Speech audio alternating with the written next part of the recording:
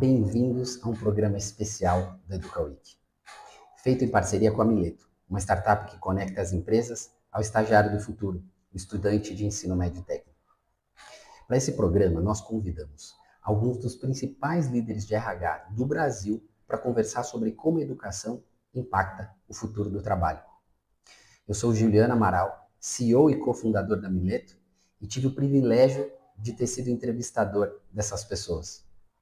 Vocês vão perceber, pelos sons do fundo, que essas entrevistas foram gravadas ao vivo, durante a EducaWeek, ali na vibração desse evento que é o evento mais transformador da educação brasileira.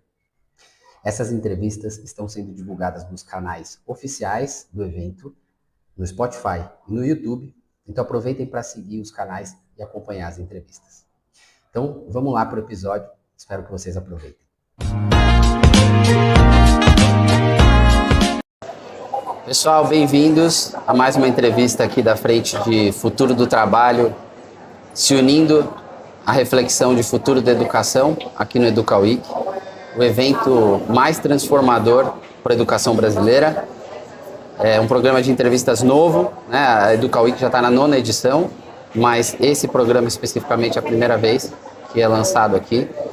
Eu sou Juliano Amaral, fundador da Mileto, que é uma startup de programas de estágio para ensino médio, e tive o grande privilégio de ser convidado pelo Marcos para liderar essa frente e convidar entrevistados muito especiais para contribuir para esse debate de educação, essas reflexões, trazer mais uma voz que compõe um todo da sociedade. O mercado de trabalho ele é importante, ele deve ser ouvido também pela educação para que ela possa construir um futuro sustentável e cada vez mais positivo para a sociedade.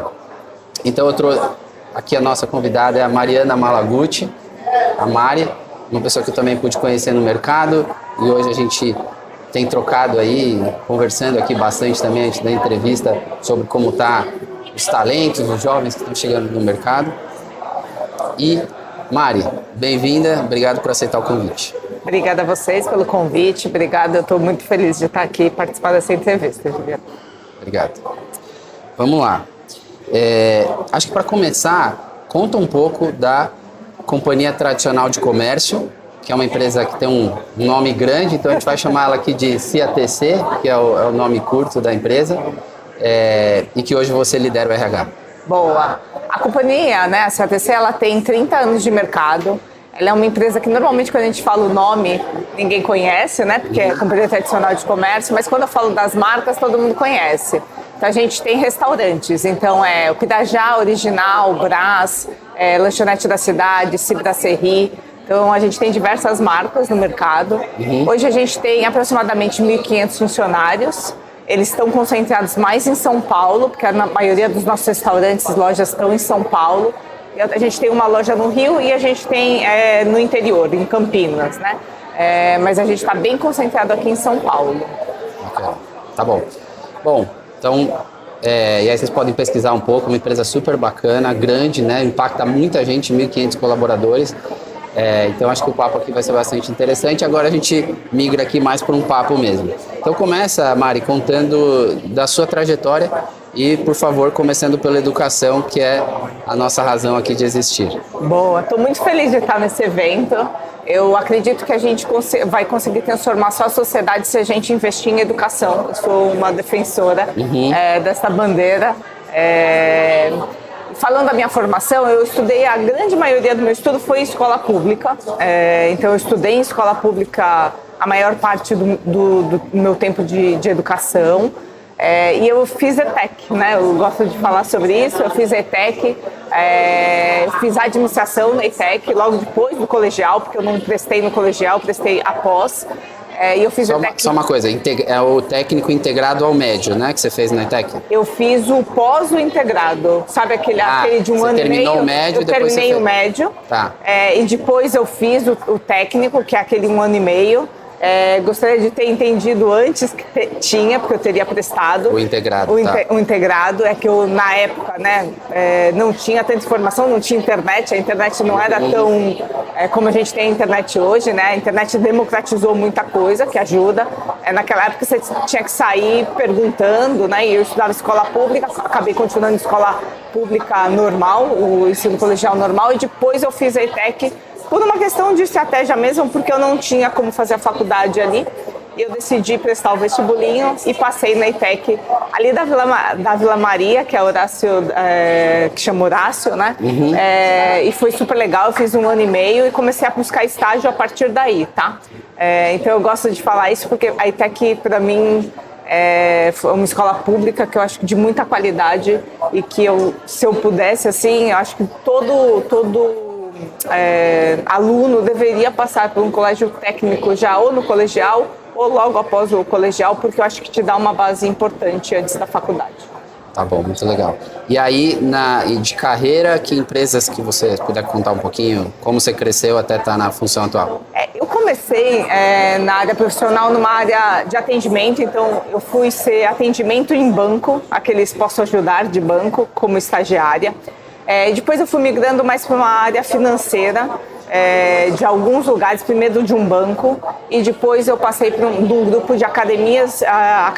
Aí eu fiquei na área financeira e depois eu fui já para o ramo de bares e restaurantes e migrei para a área do RH. Então eu fiz essa mudança de carreira mesmo na companhia, depois eu saí da companhia para montar o RH de uma empresa. Então eu trabalhei numa outra empresa que não tinha RH, tinha 500 funcionários, e eu fui convidada a montar o RH dessa empresa. Montei o RH, foi super legal, acho que foi uma das experiências mais legais que eu tive, porque eu construí do zero um RH. E depois eu fui convidada a voltar para a companhia em 2017, então há 8 anos eu estou na companhia como diretora de gente de gestão, segurança alimentar e ESG. Então eu tenho essas três, essas 3 áreas atualmente. Muito legal, tá bom. E hoje, conta que tipos de pode ir para os principais, assim, porque 1.500 pessoas são é muita gente. Então, se você puder falar, assim, quais são as áreas que você mais tem que atrair talentos, que tipos de formas vocês usam para atrair? Tá. A gente lá na empresa contrata muita gente que ainda não tem, um exemplo, ou o ensino médio completo ou tem só até o ensino médio. Tanto que a gente incentiva muito o estudo e a gente até faz coisas internas, depois eu posso contar melhor do que a gente faz. O que a gente pensa é que talento, né? A educação é importante, a gente acha que falta uma questão, talvez um incentivo mais público disso, mas é uma questão que a empresa às vezes precisa fazer esse papel. Mas eu acho que a gente deveria cobrar, né, ao setor público dessa educação também. Mas a gente entende talento, uma pessoa não necessariamente que estuda numa faculdade X ou que vem de um colégio Y. A gente entende talento como alguém que tem uma série de habilidades ou de comportamentos que vão trazer para a gente algum tipo de caminho diferente do que a gente tem atual ou que reforça a nossa cultura, porque a gente é bem ligado na nossa cultura lá na companhia, né? A gente tem um mapeamento de cultura, Juliano, só um adendo aqui, que mostra que as pessoas lá na companhia têm muito fit com a cultura da companhia, que a gente tem muito gente que gosta de gente, a gente é feito de pessoas, né? 1.500 funcionários, a gente lida, os clientes são pessoas, então a gente precisa fortalecer muito a nossa cultura. Então tem muito a ver com o nosso fit e com essas habilidades, né? Que a gente acredita que tem a ver com iniciativa, tem a ver com criatividade, tem a ver com, eu brinco de não pedir licença, sabe? Não no sentido de mal educado, no sentido de você... De ousadia, de ter ousadia, sabe? Que hoje, às vezes, a gente acha que falta essa ousadia com responsabilidade, né? Não uma ousadia que não tem responsabilidade, que acaba ferindo valores da companhia. Então, a gente acredita muito que o talento, ele vem disso, de uma série de comportamentos, e não necessariamente da escola X ou Y, mas que a gente acredita muito na educação, que ela é transformadora. Eu li um livro, e eu gostaria de pôr aqui, que chama Potencial Oculto, não sei se vocês já leram, que é do Adam Grant. E ele diz que ele estuda sobre educação, e ele diz o seguinte, que quando a gente tem um professor no jardim da infância que tem mais experiência, é mais habilidoso em te destacar a sua habilidade desde pequeno, você tem alunos mais preparados para o futuro e preparados para o profissional. Então, ele vem lá do começo, ele não é feito no ginásio, no colegial. A gente precisa pensar desde lá, desse jardim da infância, onde muitas vezes a gente não tem professores que estão tão capacitados ou não tem tanta experiência. E o Adam Grant fala que no começo você precisa colocar professores mais experientes e habilidosos para você dar segurança para aquele, desde pequeno, para você já ter segurança de qual sua habilidade, de destacar o que você tem como diferencial para o mundo. Eu acho isso demais. Esse é um livro que eu gostaria de recomendar. Muito interessante, autoconhecimento e autoconfiança. Isso. E eu adoro quando eu percebo coincidências. A gente, na entrevista com a Carla Ribeiro da Kipon, a gente falou desse tema e eu até citei um livro que eu vou ter que citar de novo, que eu estou lendo, que é o The Disengaged Teen, porque ainda não tem em português, mas é uma escritora americana que explorou o que está acontecendo, que cada vez a gente está encontrando mais adolescentes desengajados. E uma das provocações principais para o mundo da educação é exatamente essa. Ela até chama que o perfil ideal de engajamento de um jovem é o explorador. Por quê? Porque ele descobre o motor interno de interesse, algo que ele gosta, e cria-se um contexto em que ele se sente à vontade de buscar com protagonismo. E que se a educação conseguir fazer isso por um jovem, é a maior entrega, uma das maiores entregas que pode fazer, porque aí ele não vai mais ter que a sociedade dar incentivos para a pessoa caminhar, porque ela por si só quer caminhar, né? Boa. Muito legal, bela coincidência. Mas eu acho que o que você contou da CATC, eu queria te pedir para você contar um pouco mais, porque eu achei bem interessante. Tanto a clareza de comportamentos que vocês esperam, dos talentos que vocês trazem, e também contar um pouquinho do que vocês fazem de formação interna específico para a cultura de vocês. Boa, vou contar aqui então um pouquinho os programas que a gente tem na companhia. Então, como a gente tem, né, como eu falei, pessoas do ensino médio ou que ainda não terminaram o ensino médio, a gente tem uma preocupação aí em até como que a gente consegue preencher esse gap mesmo, que às vezes vem talvez sem uma boa comunicação, ou até sem um entendimento maior de como que a gente precisa, como funciona uma educação, né? Então a gente tem programas, desde um programa técnico, onde eu ensino um exemplo, o que é uma jornada de atendimento, porque lá a gente tem garçom, tem atendentes, então uma jornada de atendimento, então tem uma parte técnica, até uma questão comportamental de cultura. Então, hoje dentro da companhia, a gente tem um programa que se chama Sou Pro, que é Sou Profissional, né? A gente põe nomes diferentes para tudo lá, né? Então, chama Sou Pro e a gente fala dos 4 grandes valores da companhia e a gente fala sobre esses comportamentos que são legais e são validados dentro da companhia. Então, o que é validado? Então, quando a gente fala de gente que gosta de gente, como que eu vou expressar isso no dia a dia, né? Então, prestando atenção, sendo empático, tendo uma escutativa. Então, a gente vai construindo os comportamentos que a gente acredita que são importantes naquele momento. Então, a companhia tem esse cuidado, tanto da parte técnica quanto da parte comportamental.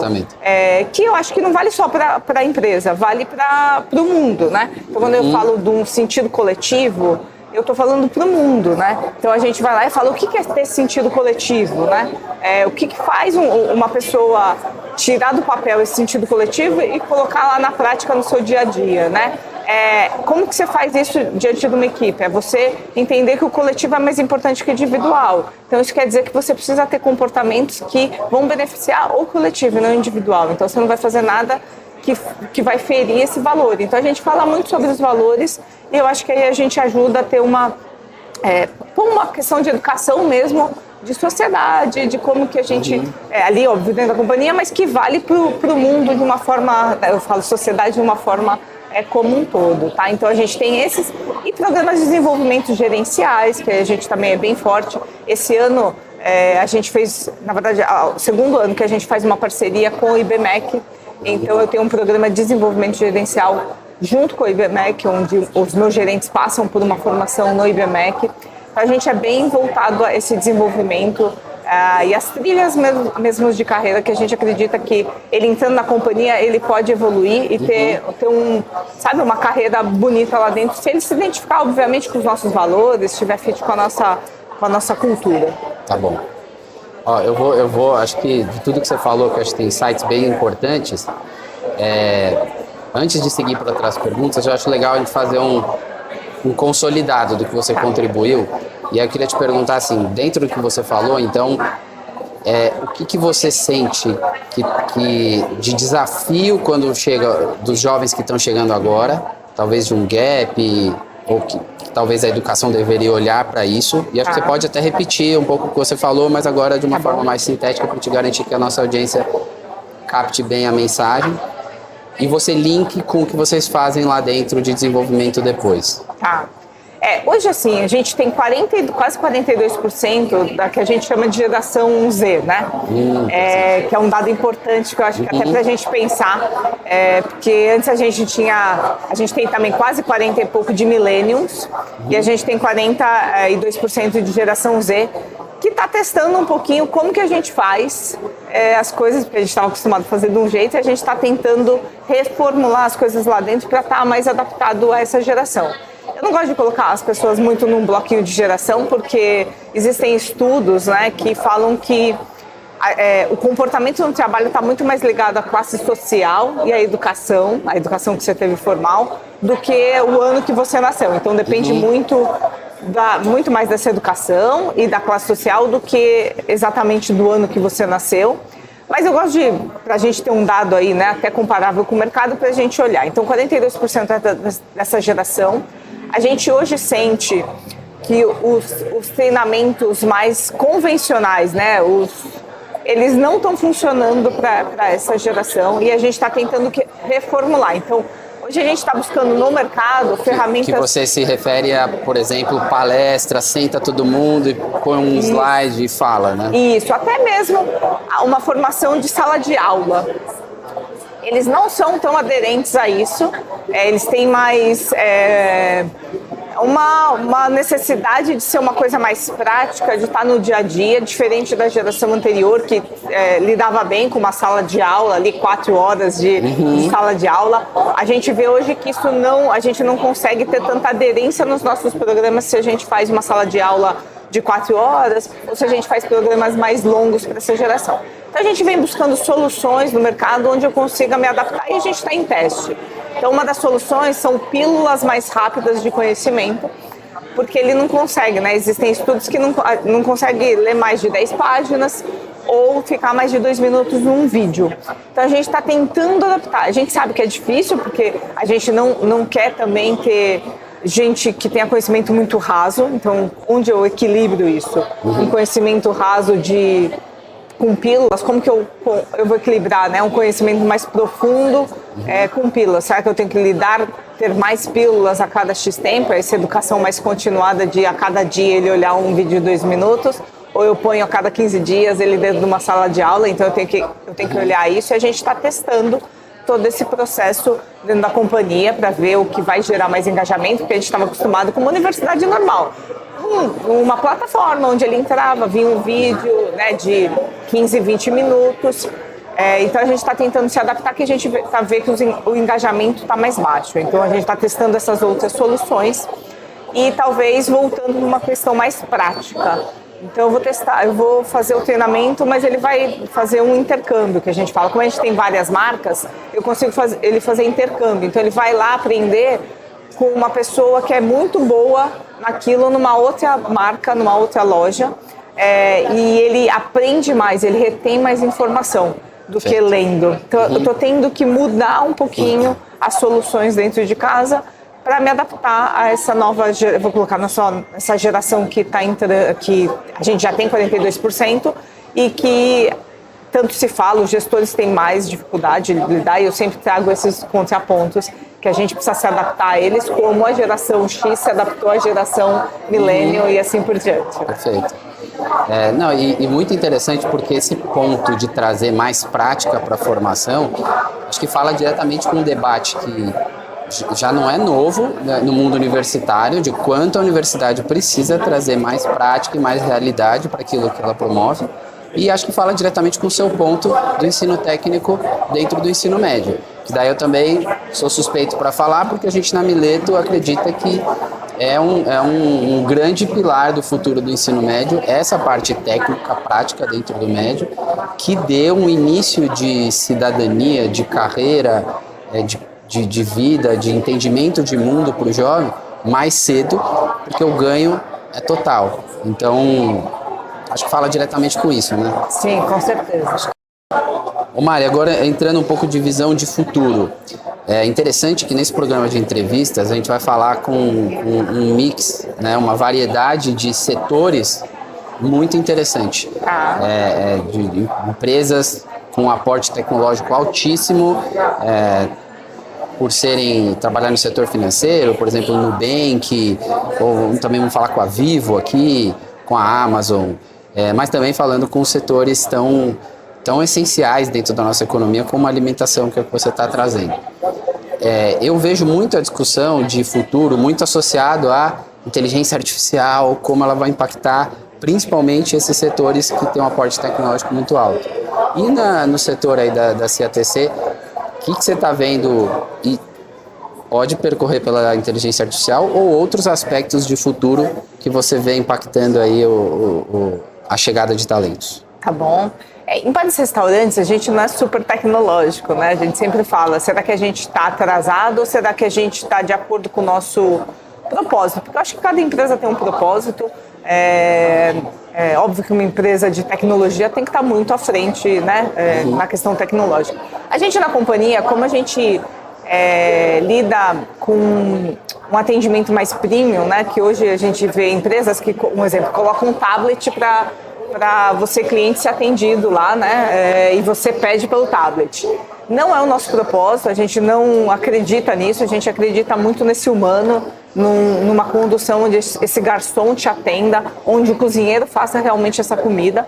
Mas a gente sabe que a gente tem caminhos a percorrer dentro disso. Por exemplo, toda a área do corporativo, a gente vai buscando sempre melhorias de como que eu tenho dados e interfaces melhores para a gente ter, talvez, relatórios melhores e automáticos, para eu, como, né, uma diretora ou uma líder, consiga só fazer uma análise ali daquele dado e não ter que fazer todo o dado, ou ter uma área fazendo dado, que isso seja automático. Em recrutamento e seleção, exemplo, tem muita coisa que pode evoluir, só que a gente tem que tomar cuidado para não perder esse contato, porque a gente é feito de gente lá, né? Então, quando eu tenho muito robôs conversando com robôs, né? Até ontem eu estava numa palestra, né? Escutando uma palestra de uma pessoa de RH também que falou assim, a gente tem que tomar um cuidado, porque agora o ChatGPT está respondendo as perguntas dessas plataformas de emprego e um robô está respondendo para o ChatGPT. Ao invés do candidato se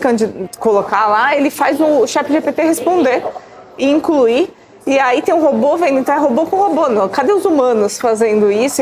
Então acho que a gente só tem que tomar esse cuidado quando a gente, não só em vários restaurantes, mas quando a gente fala de tecnologia, para a gente não perder né, eu preciso te entrevistar, né? Você tem que falar comigo. Então, se a pessoa teve casos já de gente que era um robô falando ao invés da própria pessoa respondendo, então a gente só tem que tomar cuidado com esses extremos.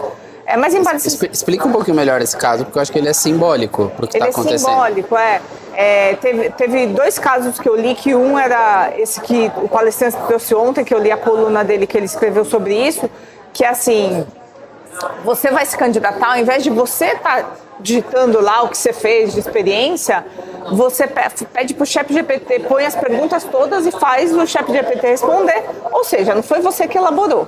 Então você já coloca dessa forma. Por outro lado, quando você tem lá, quem faz a triagem, pelo menos, né, a gente lá tem isso, quem faz a primeira triagem é como se fosse, a gente põe os parâmetros e o robozinho lá faz, a inteligência artificial faz essa primeira triagem. Resume, interpreta. Então é robô com robô. Em nenhum momento eu estou tendo um humano fazendo. Será que isso é benéfico? Aí começam as perguntas. Não, e quem vai trabalhar é a pessoa, não é o robô. É a pessoa, não é o robô. Aí você chega lá, a pessoa não é nada daquilo que está escrito ali. Então acho que a gente está num limite aí de o que a gente quer, como que a gente vai lidar. E eu sei, óbvio, a gente com 1.500 funcionários, com um turnover de 40%, a gente tem, obviamente, que entrevistar muita gente. Mas como que eu faço isso, né? Sem perder a essência humana ali do negócio, né?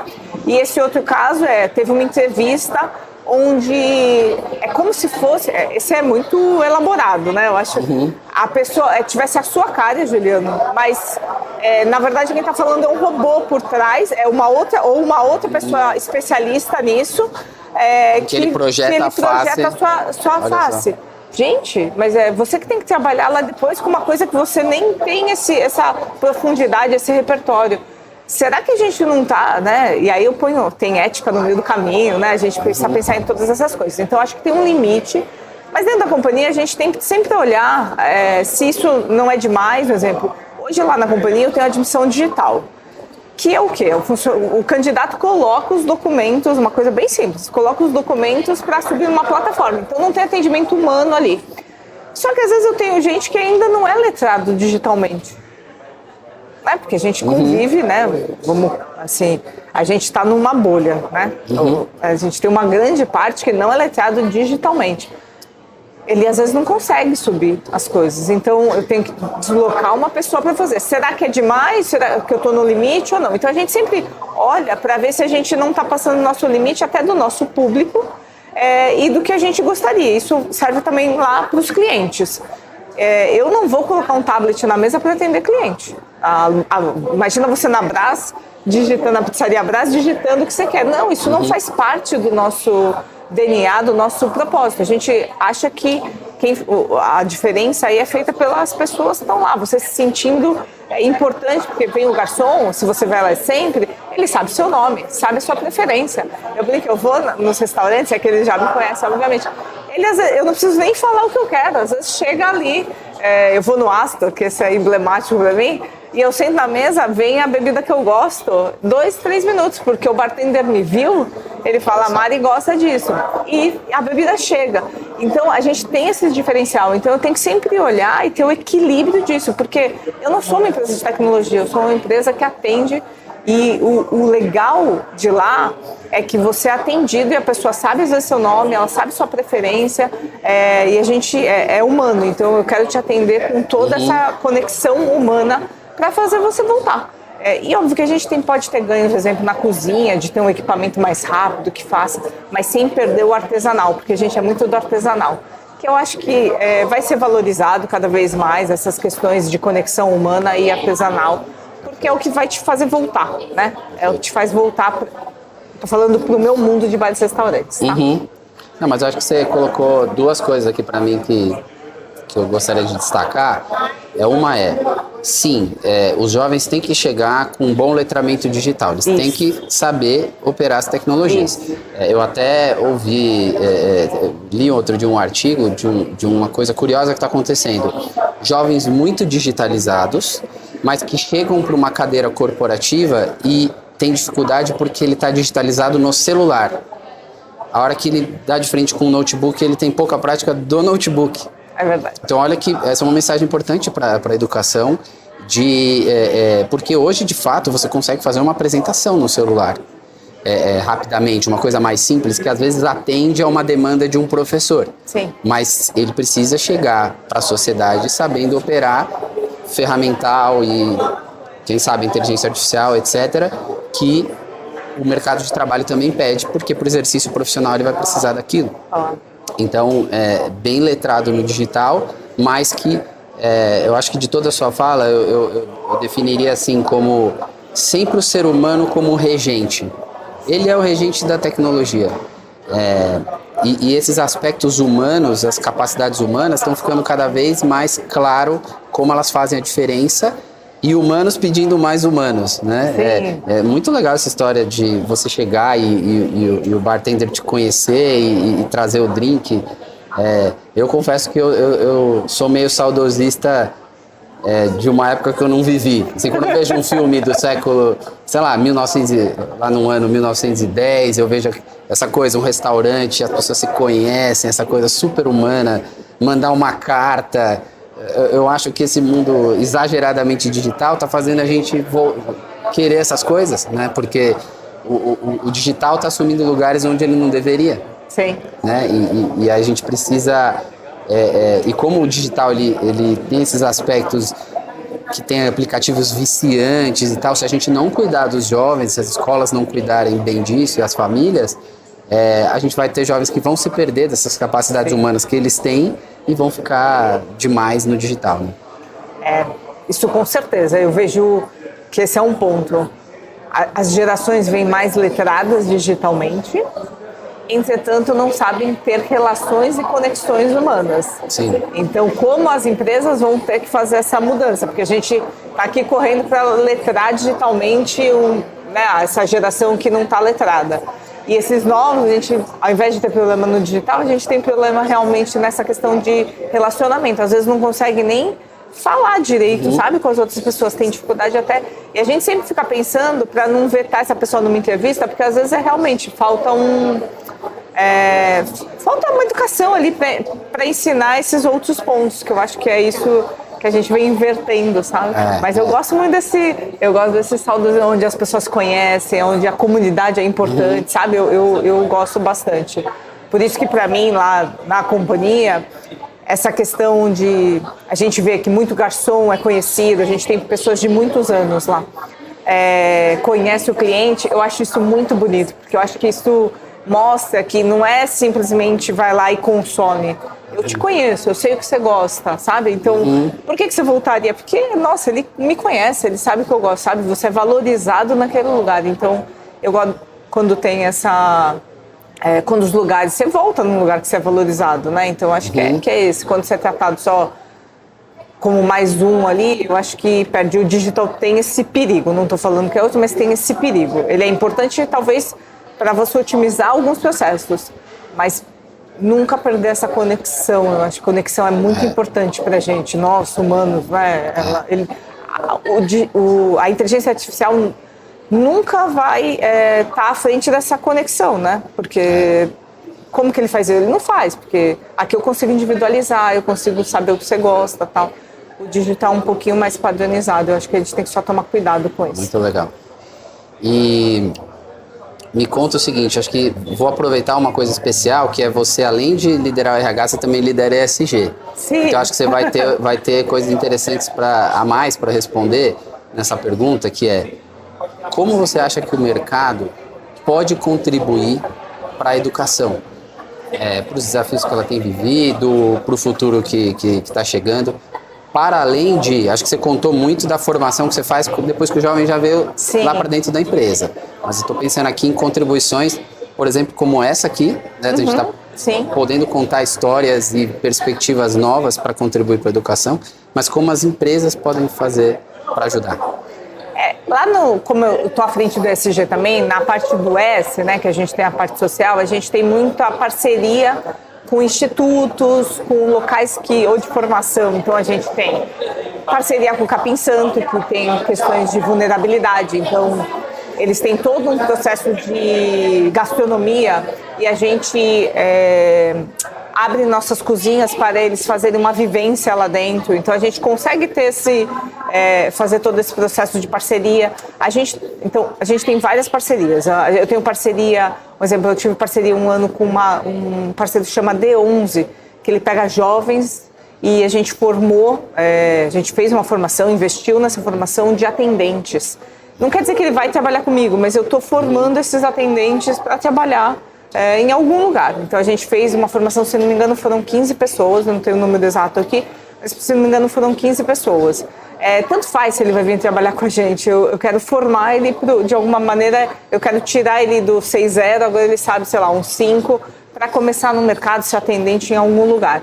Então a gente vai, eu acho que as empresas, elas têm elas podem fazer isso, que é trabalhar numa questão de pegar esse jovem, ou algum grupo que está em vulnerabilidade e conseguir transformar isso, né? Então a gente tem parcerias, né, na comunidade de Paraisópolis, a gente tem parcerias, Instituto Coca-Cola, a gente tem várias parcerias e a gente investe nessas parcerias. A gente está tentando fechar outras agora que a gente chama de empregabilidade, mas não necessariamente é uma empregabilidade para nós, né? A gente não está fazendo isso para ele vir trabalhar com a gente. A gente acredita isso muito como que eu devolvo isso para a sociedade e como esses jovens ou esses grupos vulneráveis vão estar prontos para ir para outro lugar ou mais seguros, porque às vezes é só uma questão de segurança mesmo, dele conseguir conversar, dele conseguir passar numa entrevista ou fazer uma vivência e gostar daquilo, sabe? Então acho que tem a ver com isso. No S a gente trabalha bastante essa parte dessa empregabilidade da companhia. Eu acho que é fazer responsabilidade social com algo que a empresa naturalmente tem para dar, que é orgânico para vocês. Sim. Vocês vivem a profissão o dia inteiro e para o jovem é o salto que ele quer dar. Então vocês pegam algo natural que vocês têm e entregam gratuitamente para jovens que não teriam acesso de outra forma. Acho que é uma maneira muito legal de contribuir. Mari, agora eu vou entrar, estamos indo para o final da entrevista, para uma parte até mais pessoal. Tá. Então, acho que a primeira pergunta que a gente faz aqui é de uma história que você tem com algum jovem talento. Assim, que perfil de jovem talento mais te chama a atenção? E se você puder, inclusive, contar uma história de alguém que você lembra e aquilo te impactou e você acha inspirador para outras pessoas. Tá. Eu até tenho duas histórias, se der tempo aqui de contar. Uma história de uma jovem que na minha equipe, eu vou contar da minha equipe, eu tenho pessoas de 19 a 65 anos. Eu brinco que é uma equipe bem multigeração, que ajuda, porque eles vão se ajudando, é muito legal. Mas eu tenho, assim, dentro da equipe, eu tenho uma pessoa que eu considero super talento lá, e que ela veio de escolas públicas também, só que ela tem um componente, ela é questionadora do bem, que eu falo. Ela é quase assim, a gente fala sobre uma coisa e ela pensa sobre outros âmbitos e questiona a liderança mesmo. Vai falar, mas por que está fazendo assim? Por que não faz de outro jeito? Então, eu gosto de... É um senso crítico. Ela tem um senso crítico que eu falo... É importante o jovem ser questionador, óbvio, um questionador não por ser só, um questionador crítico daquelas coisas ali.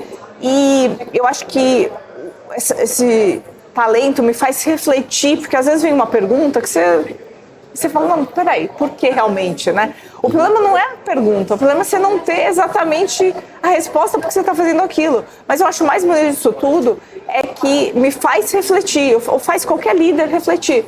E às vezes, óbvio, pode não ter razão de uma questão ou outra, mas faz você refletir sobre por que daquilo. Será que faz sentido aquilo? Será que aquele é o caminho?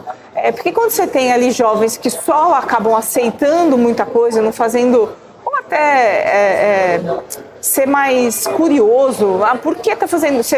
Porque a gente está acostumado nas gerações anteriores, simplesmente fala assim, faz isso aqui, a pessoa vai lá e faz. Mas quando esse jovem faz assim, mas você pode me explicar por quê? Qual o impacto disso? Você também começa a se questionar se aquilo faz sentido ou não faz sentido. Então, os talentos, eu falo, sejam, obviamente, questionadores do bem, não aquele questionador só crítico, que é só criticar alguma coisa, mas aquele questionador que me deixa entender isso e ver se eu, olhando por uma outra ótica, que aí dentro da minha equipe também é bem diverso, então tem pessoas formadas, tem formações diferentes, tem repertórios muito diferentes, que consegue trazer mais qualidade para o que a gente está fazendo e enxergar talvez pontos cegos, que a gente de alguma maneira não estava enxergando ali na liderança ou sobre alguma decisão que a gente tomou. Então, eu falo os talentos, questionem, é importante questionar, né? Porque isso traz mais qualidade ali ao trabalho. E legal que isso me remete ao que a gente falou antes, porque olha que interessante, me parece até uma característica bem inerente ao humano, de ele estar conectado com o propósito de algo. Se aparece uma tarefa, ele tem uma conexão com o propósito diferenciada, de olhar e falar, peraí, será que isso aqui vai nos levar até lá? Sim. E, de repente, uma inteligência artificial, ela vai obedecer a tarefa. Faça isso, né? Quanto o pessoal está falando dos agentes de inteligência artificial, que você vai falar, vá lá e compre a passagem de avião. Ou vá lá e faça isso e ela vai executar perfeitamente. Agora, se o seu pensamento não estava bom, não teve um filtro ali de uma segunda pessoa para pensar junto com você. Que característica tão humana é essa, né? E você contou de um, pode contar do segundo. O segundo, eu tive uma grata surpresa. A gente entrou naquele programa Estagiário do Bem, que eu acho que vocês fazem também, não é, Juliana? Uhum. E a gente conseguiu um estagiário, assim, uma super grata surpresa, que ele está se surpreendendo e a gente, no final do contrato dele, vai efetivar. E que também é alguém com muita iniciativa, alguém que vai lá e você precisa de mais alguma coisa, sabe? Tem muita iniciativa, consegue lidar com múltiplas frentes. Então, hoje esse estagiário está alocado na frente de ESG.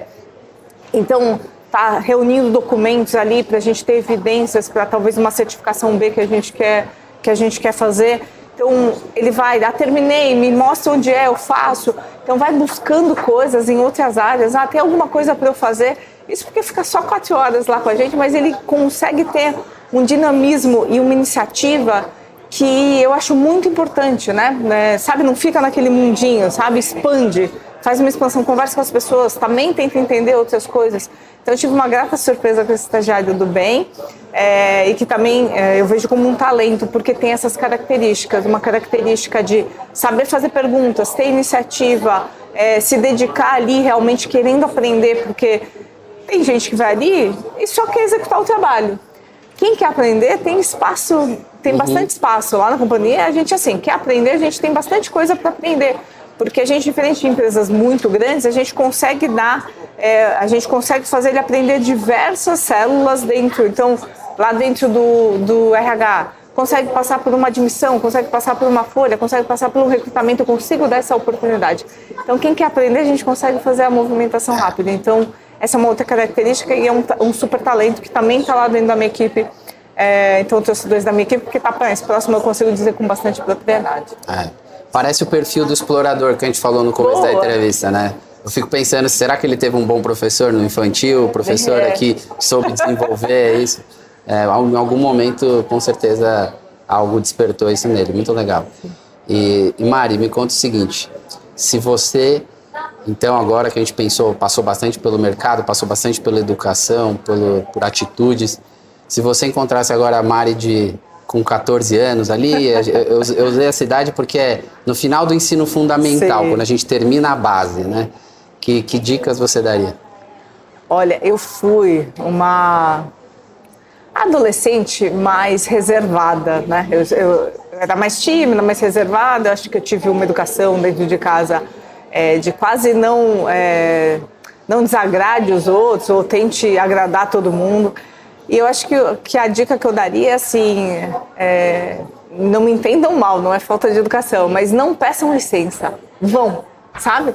Acreditem em vocês, não peçam, e acredita no seu potencial, vá atrás das coisas que vocês acreditam. Eu acho que às vezes a gente tem características que a gente vai deixando de fazer alguma coisa por achar que o outro... Então vai lá, pergunta, vai lá, faça as coisas, sabe? Eu lá com 14 anos, eu acho que eu daria essa dica, falaria, vai que você tem potencial, que você consegue... E eu acho que eu teria me despertado muito mais cedo para algumas coisas que eu vim aprender só, sei lá, com uns 25, 30 anos. Então acho que se eu conversasse comigo de lá, eu ia falar... Vai e vai entrando nas coisas, não vai pedindo licença, será que eu posso? Vai entrando, vai perguntando, vai fazendo, que aquilo vai se tornar, sabe, você vai conseguir sucesso com isso. Muito bom. Eu acho que é uma orientação, eu também gosto bastante, bem pertinente para qualquer jovem nessa faixa etária. É interessante essa mensagem para professores, para educadores, que consigam proporcionar isso para os jovens dessa idade. Esse tipo de reflexão e de comportamento nessa faixa etária vai ser muito rico, ainda mais com o futuro que a gente vê por aí. E Mari, para fechar, eu queria agora conectar realmente sua história com educação. Então, se você puder contar para a gente algum professor ou professora que marcou sua vida e que hoje você vê a profissional, a pessoa, a cidadã que você é hoje, e até hoje essa marca que essa pessoa, esse desenvolvimento que essa pessoa proporcionou para você é relevante? Eu tive alguns, eu vou contar aqui. Eu tive um na ETEC, se eu lembro, porque minha mãe, há um tempo atrás, me lembrou disso, eu nem relembrava, mas na ETEC eu tive uma matéria que ela tinha a ver com recursos humanos, com pessoas. E nesse movimento eu gostava muito e eu em determinado momento falei com a minha mãe, essa matéria é super legal, que era de comportamento humano, que era de assessment, né, de todo esse processo humano mesmo, né, que tem dentro de recursos humanos. E quando eu migrei para o RH, a minha mãe falou assim para mim, nossa, Mari, é da matéria que você gostava mesmo. E eu não relembrava disso, só que eu acho que esse professor teve uma super importância, porque de alguma maneira ele despertou isso em mim lá, né, plantou a sementinha, e eu de alguma maneira peguei isso e migrei, porque eu era do financeiro e fui para o RH, então eu migrei pensando, talvez, eu acho que foi uma sementinha plantada há muito tempo atrás, mas que ficou ali em algum momento, inconscientemente, eu usei aquilo para migrar para RH. Então, eu acho que isso foi muito importante, porque eu fui migrando realmente a minha carreira para o RH, e foi da ETEC isso que eu lembrei. Foi uma semente que fez toda a diferença. Fez toda a diferença. Você lembra o nome dele? Não lembro o nome dele. Vamos ver se a gente lembra depois, ali nos bastidores. Depois eu busco aqui, mas ele era um professor ótimo mesmo que eu tive. E eu lembrei eu tive uma professora de português no colegial, que eu tinha uma turma mais bagunceira. Eu era super, super estudiosa, porque na minha casa a gente tinha essa questão, mas a gente era mais bagunceira na classe, a professora ficava muito, muito brava com isso. Mas o nosso trabalho de conclusão foi fazer o teatro do Macunaíma. E eu lembro até hoje que ela falou assim, vocês são bagunceiros, mas são criativos. E aquilo ficou para mim, porque no final, será que o que vale, e eu não estou falando que não é só o que vale, são as notas, ou quanto você desperta nesse aluno ele ser criativo, ele achar outras soluções, né? Ele não ter aquela cabeça muito fechada, ele conseguir ter uma mentalidade mais aberta para achar soluções, né? De encontro a isso, tem um livro também do Adam Grant que chama Os Originais, que eu não sei se você já leu, Juliano, que fala sobre isso, que as pessoas, vou colocar bem-sucedidas, porque sucesso é relativo para cada um, mas as pessoas que têm ou melhores, são mais felizes, têm melhores empregos, que ela considera melhores empregos, não são as pessoas que têm melhores notas normalmente. São as pessoas que, durante esse estudo, elas tinham mais relacionamento, conseguiam conversar com a turma inteira. Então tem estudos falando sobre isso. E como a criatividade é importante, né? Porque como você acha soluções, como você conversa com esse grupo. Não estou falando que nota não é importante, gente, não é isso. Nota é importante, mas tem outros elementos que compõem aí que precisa ser, sabe, quase um conjunto de coisas importantes. Então, contei esses dois professores, mas o da ETEC realmente me marcou, porque hoje a minha carreira tem essa linha e eu acho que muito porque ele plantou essa semente, sabe? Excelente. Mari, obrigado.